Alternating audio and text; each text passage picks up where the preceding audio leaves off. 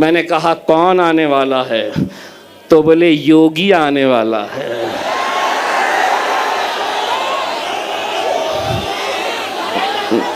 मैं बोला अच्छा टकलो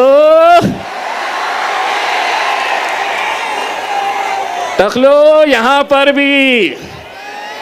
लेकिन एक बात याद रखना टकलो, भाषण के बाद कटकट गेट में आके नान खलिया खा के जरूर जाना मेरे भाई, बहुत मजा आएगा। और योगी पे क्यों खत्म, लाओ जिसको लाना है।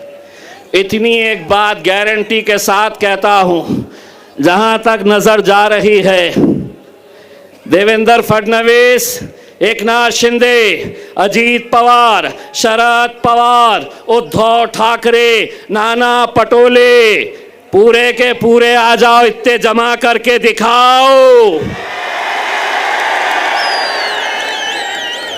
ये अकेले किसके नाम पे आए हैं मालूम है? ये अकेले किसके लिए आए हैं? मेरा अकबर।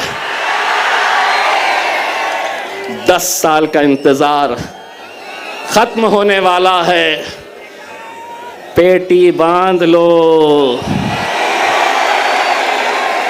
मौसम बिगड़ने वाला है। अस्सलाम वालेकुम वरहमतुल्लाहि वबरकातुहू। हबीब मिल्लत जनाब अकबरुद्दीन अवैसी साहब, मैं अकबर भाई जब मेरे बाजू आकर बैठे तो मैंने अकबर साहब को बताया कि अकबर साहब, ये इतने सारे आपके चाहने वाले हैं, लेकिन इनसे ज़्यादा चाहने वाले ये जो स्टेज के ऊपर खड़े हुए हैं ये लोग हैं। कल महाराष्ट्र के अंदर आंधी आ जाए, तूफान आ जाए, कुछ भी आ जाए, खबर में तो मेरा अकबर ही रहने वाला है। बहुत दिनों से इंतज़ार था तुम्हें कि कब आएंगे, ये लोग आ गए। अकबर अवैसी साहब, ये चिराग को देखकर मचल रही है हवा। मेरे शहर में कुछ दिनों से बहुत तेज चल रही है हवा। बना रहे हैं किस्से जो मेरी नाकामियों के, उन्हें क्या खबर है कि रुख बदल रही है हवा। अल्हम्दुलिल्लाह, मैं सबसे पहले तो अल्लाह रब्बुल इज़्ज़त का तहे दिल से शुक्रिया अदा करता हूँ। मैं जितना अल्लाह का शुक्र अदा करूँ वो कम है। ये मोहब्बतें, ये दीवानगी, ये जुनून पिछले 10 साल से आपने इसमें कमी नहीं, बल्कि हर बार ये बढ़ती ही जा रही है। आपने मुझे मौका दिया।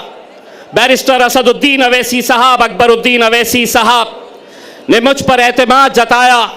2014 में MLA बनाकर आप लोगों ने भेजा।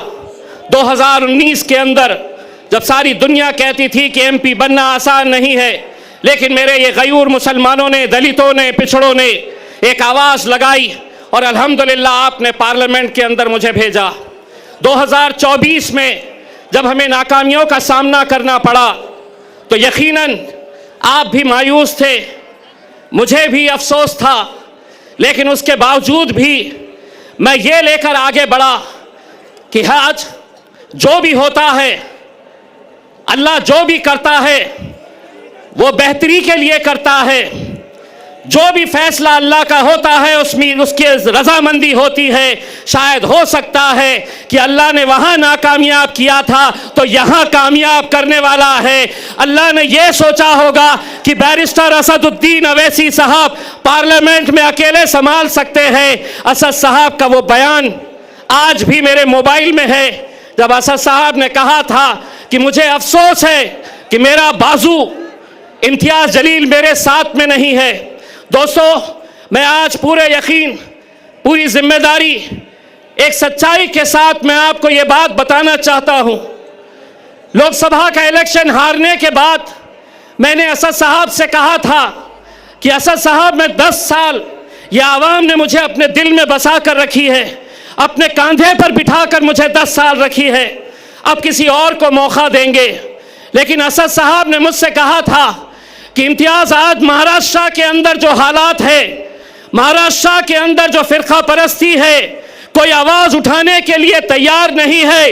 उन्होंने अपना हुक्म दिया कि किसी भी हालत के अंदर तुम्हें महाराष्ट्र की विधानसभा के अंदर जाकर इन लोगों की आवाज़ बनना है और लड़ना है हुकूमत से आंख में आंख डालकर। मेरे कायद का हुक्म सर आंखों पर, लेकिन आप वो साजिशों को भी समझिए कि जो आज एक उम्मीदवार को मजलिस को खत्म करने के लिए कैसे कैसे हथकंडे अपनाए जा रहे हैं, क्या साजिशें खेली जा रही है। नासिर सिद्दीकी साहब, जब उनके खिलाफ 2 उम्मीदवार खड़े हुए, राजनीतिक तौर के ऊपर कट्टर दुश्मन, वो एक हो गए, एक प्लेटफॉर्म के ऊपर आ गए और उन्होंने कहा कि अगर हम दोनों लड़ते रहे तो ये जीत जाएगा, मजलिस जीत जाएगी। वो जो इतने इतने हिस्सों में बटे हुए हैं, वो एक हो रहे हैं, जिसका एक अल्लाह, जिसका एक रसूल। हम कैसे बट रहे हैं, हम क्यों बट रहे हैं, कौन बांट रहा है हमें। 28 उम्मीदवार पूरे महाराष्ट्र के अंदर, सबसे ज्यादा मुसलमान उम्मीदवार अगर खड़े किए गए तो वो औरंगाबाद की पूर्व सीट से, जहां मजलिस इत्तेहादुल मुस्लिमीन ने मुझे खड़ा किया है, 28 खड़े नहीं हुए, खड़ा किया गया है।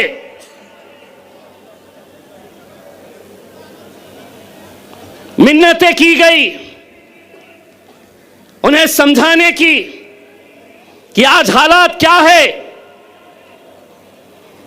गाजापुर में हमारे घरों में घुसकर मारा गया, कोई आवाज नहीं, हमने आवाज उठाई। लोकसभा में वक्फ बोर्ड का बिल आया, जिन मुसलमानों ने 2-2 घंटे खड़े रहकर जिन्हें जिताया, वो लोकसभा से बाहर निकल गए। विधान परिषद महाराष्ट्र का पहली मर्तबा 40 सालों में एक भी मुस्लिम एमएलसी, एक भी मुस्लिम विधान परिषद के अंदर नहीं भेजा गया। रामगिरी जब हमारे हुजूर के खिलाफ, नबी करीम सल्लल्लाहु अलैहि वसल्लम के खिलाफ गुस्ताखी करता है, कोई नहीं, कोई नहीं, कोई नहीं आगे आया। अरे हमारा वजूद, हमारी पहचान, हमारी शिनाख्त, हमारी जिंदगी जिसके लिए कुर्बान है,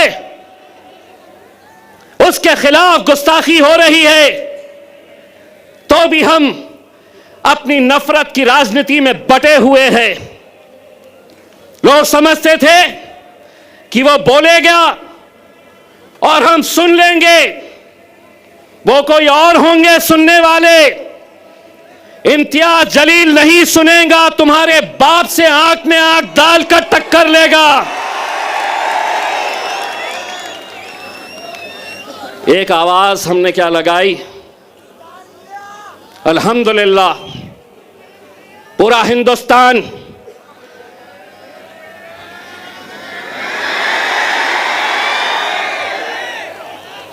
पूरा महाराष्ट्र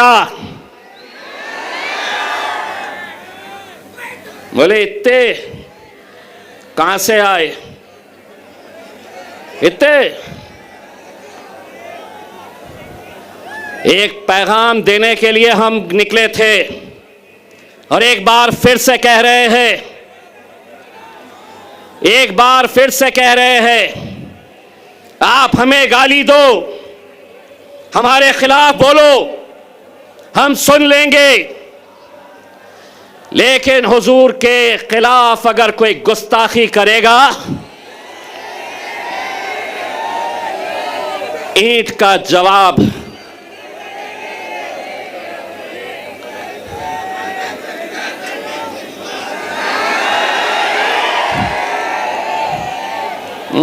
पुलिस वाले देख रहे मेरी तरफ, बोलता क्या पत्थर, पत्थर बोलता क्या, पत्थर बोला कि केस होता मेरे ऊपर। तो मैंने भी क्या बोला, ईंट का जवाब। जिसको समझना था वो समझ गया। हुकूमत को हम एक पैगाम देने के लिए गए थे मेरे भाई।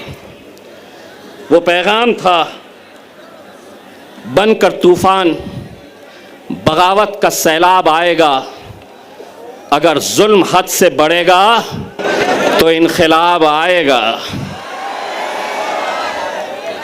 मेरे भाई, इस इलेक्शन के अंदर मुझे तो ऐसा लग रहा है कि जितने मुसलमान उम्मीदवार खड़े हुए हैं, उनकी लड़ाई भाजपा से नहीं है, उनकी लड़ाई शिवसेना से नहीं है। जहां 4 लोग जमा हो गए, वहां बस इम्तियाज जलील, सिर्फ इसी का चर्चा। लेकिन हमारा मुकाबला भारतीय जनता पार्टी से है। कितने पैसे बांटेगा अतुल सावे, कितने बांटेगा? बांट बांट के। मुझे दोस्तों, आपको लग रहा होगा कि 28 में से 3 लोगों के फॉर्म रिजेक्ट हो गए, 10 लोग वापस हो गए। लेकिन कौन है ये वो 10 लोग? मैं नाम के साथ बताता हूं। समद बागवान इलेक्शन में क्यों खड़ा है? बोले मार्केट यार्ड में मैं फोन करता हूं तो कचरे की गाड़ी आती है, इसलिए मुझे एमएलए बनना है।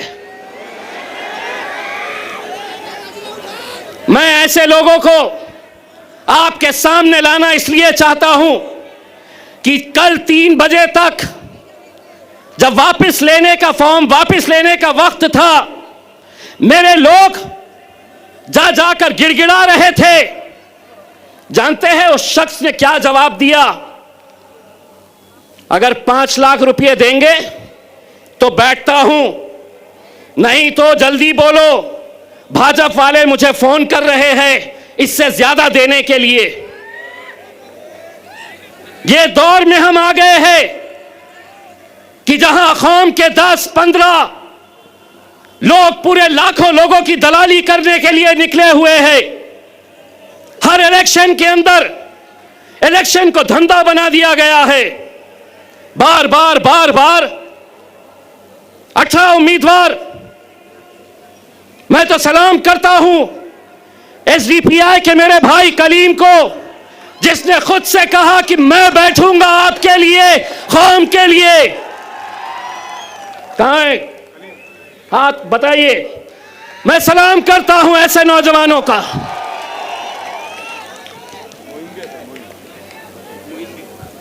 मोइन साहब भी है वेलफेयर पार्टी के, जो खुद से बैठ गए। इम्तियाज जलील, जो खराब हो रहा है, मैं तो पत्थर हो गया हूं। जहां पर भी आईना फूटता है, इल्जाम मेरे को आ जाता है। इम्तियाज जलील वहां इतने सीट क्यों खड़े करा, यहां इतने कम क्यों खड़े करा? 288 सीटें हैं महाराष्ट्र के अंदर। असद साहब ने ऐलान किया, हुक्म दिया कि सिर्फ हम 16 सीटों के ऊपर इलेक्शन लड़ेंगे। यहां पर भी मैं सलाम करता हूं ऐसे नौजवानों का जो अपने कायद के फैसले के ऊपर लब्बैक कहते हैं। और ऐसा ही सलाम मैं करता हूं मेरे छोटे भाई समीर साजिद का, जिसने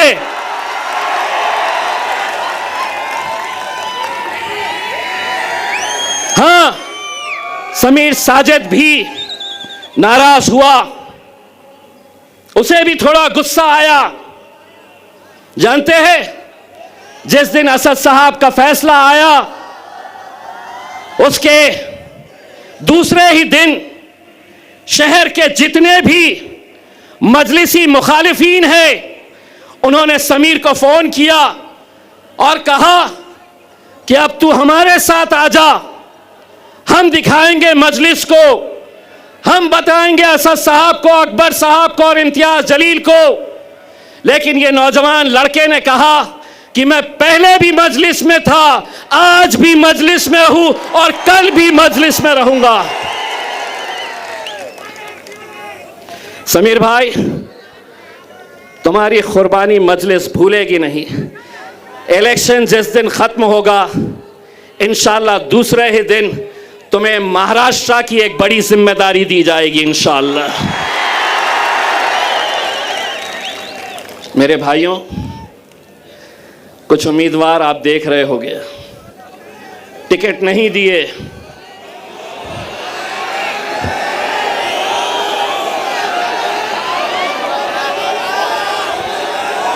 टिकट तो हमने इसे भी नहीं दिए, टिकट तो हमने कई लोगों को नहीं दिए। लेकिन क्या इसका मतलब यह है कि तुम इतने बड़े हो गए हो कि तुम अब मेरे कायद बैरिस्टर असदुद्दीन अवैसी और अकबरुद्दीन अवैसी के खिलाफ तुम महफिलें सजा रहे हो?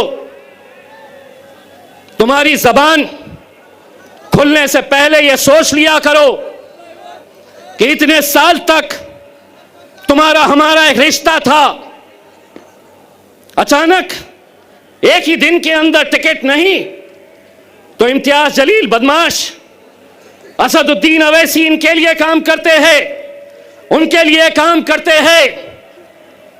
इंशाअल्लाह औरंगाबाद की आवाम बताएगी, जो मजलिस के खिलाफ जाएगा अपनी जमानत भी बचा कर लेकर आ गया तो बहुत बड़ी बात समझ लेना। ये वो शहर है जिसने हिंदुस्तान को इत्तेहाद क्या होता है ये बताया। हिंदुस्तान के बाहर भी लोग औरंगाबाद की एक पहचान इत्तेहाद के नाम से जानते हैं मेरे भाइयों। और आज उसी इत्तेहाद को खत्म करने की कोशिश की जा रही है। पैसा भारतीय जनता पार्टी दे रही है।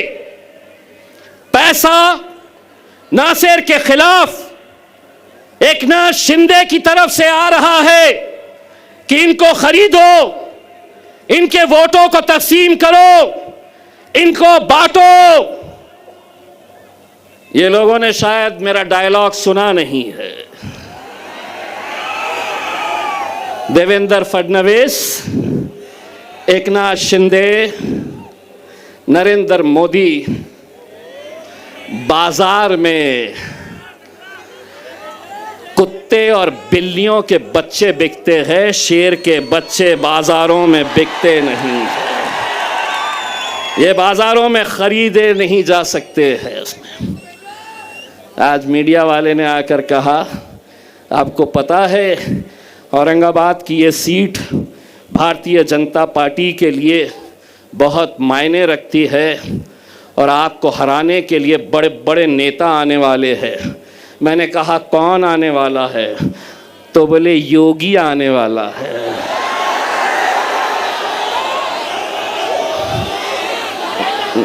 मैं बोला अच्छा टखलो, टखलो यहां पर भी। लेकिन एक बात याद रखना टखलो, भाषण के बाद कटकट गेट में आके नान खलिया खा के जरूर जाना मेरे भाई, बहुत मजा आएगा। और योगी पे क्यों खत्म, लाओ जिसको लाना है। इतनी एक बात गारंटी के साथ कहता हूं, जहां तक नजर जा रही है, देवेंद्र फडणवीस, एकनाथ शिंदे, अजीत पवार, शरद पवार, उद्धव ठाकरे, नाना पटोले, पूरे के पूरे आ जाओ, इतने जमा करके दिखाओ। ये अकेले किसके नाम पे आए हैं मालूम है? ये अकेले किसके लिए आए हैं? मेरा अकबर। 10 साल का इंतजार खत्म होने वाला है। पेटी बांध लो, मौसम बिगड़ने वाला है। मैं अब आपसे इजाजत लेता हूं और यही उम्मीद करता हूं कि 20 तारीख के दिन आप सबको निकलना है, मजलिस को कामयाब करना है। और हाँ, जाते जाते इतना कहना चाहता हूं, अकबर भाई का ये एक ही जलसा नहीं है, अभी 2 बार और आने वाले हैं। आज टेस्ट मैच खेलेंगे, दूसरे में वनडे खेलेंगे और तीसरे में 2020। बहुत बहुत शुक्रिया। वाखिर